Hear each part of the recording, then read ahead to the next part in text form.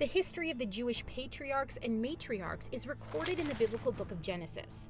While fraught with questionable actions and moral failures, the Bible presents the lives of these nation founders as the beginning of God's amazing plan for salvation.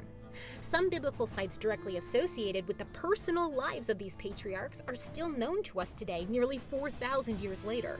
Amongst them is the unusual tomb of Rachel, the second but beloved wife of Jacob and mother to Joseph and Benjamin.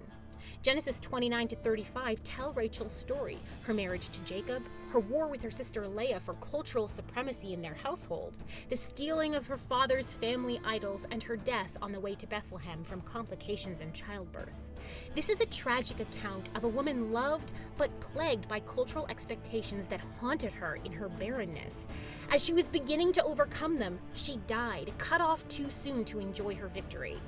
The biblical authors record specifically that instead of inter her in the family tomb of his grandfather Abraham, Rachel's husband Jacob instead buried her where they were, along the path of the road to Bethlehem. He's said to have set up a marker on her grave where it was still standing hundreds of years later at the time of the writing of Genesis. About 1,000 years after her death, the prophet Jeremiah used the matriarch Rachel in his prophecy about the destruction of Judah and Jerusalem by the Babylonians. He pictures her as weeping over the deportation of her people, when God replies that he hasn't truly abandoned them, he would bring them back from exile in his time. Matthew uses this image again in his gospel in reference to a slaughter ordered by Herod the Great. The traditional location of Rachel's tomb is today kept as a place to honor this mother of 3 tribes of Israel. In the Byzantine period, an open dome structure was placed over the tomb both to honor it and serve as shelter from the elements.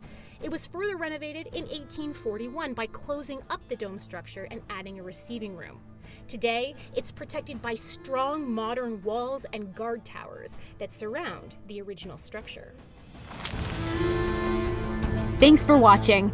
Click the playlist on screen now to watch more spotlights. And if you want to read the full article, click the link in the description. You can always go to BibleDiscoveryTV.com for more videos, articles, and resources.